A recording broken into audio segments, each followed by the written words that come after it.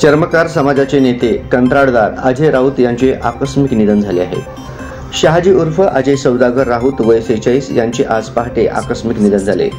शहरातील केदारनाथ रेसिडेन्सी मोरारजी पेठ सोलापूर येथे ते वास्तव्यास होते। राष्ट्रीय चर्मकार महासंघाचे सोलापूर जिल्हाध्यक्ष तसेच एक प्रतिष्ठित शासकीय कंत्राटदार म्हणून त्यांनी समाजात आपली वेगळी ओळख निर्माण केली होती। लहान वयात कष्टमय जीवन जगत त्यांनी उत्तुंग यश मिळवले। मनमिळाऊ स्वभाव, हसतमुख आणि समाजाभिमुख वृत्तीमुळे ते सर्वांच्या मनात घर करून गेले होते। मित्रांमध्ये आबा नावाने ते प्रसिद्ध होते। राजकीय कारकीर्द सुरू करण्याची त्यांची इच्छा होती। चर्मकार समाजासाठी अनेक महत्त्वपूर्ण कार्य त्यांनी पार पाडले। त्यांच्यावर सोलापुरातील एका खासगी रुग्णालयात उपचार सुरू असताना आज पहाटे 2 वाजता त्यांची प्राणज्योत मालवली।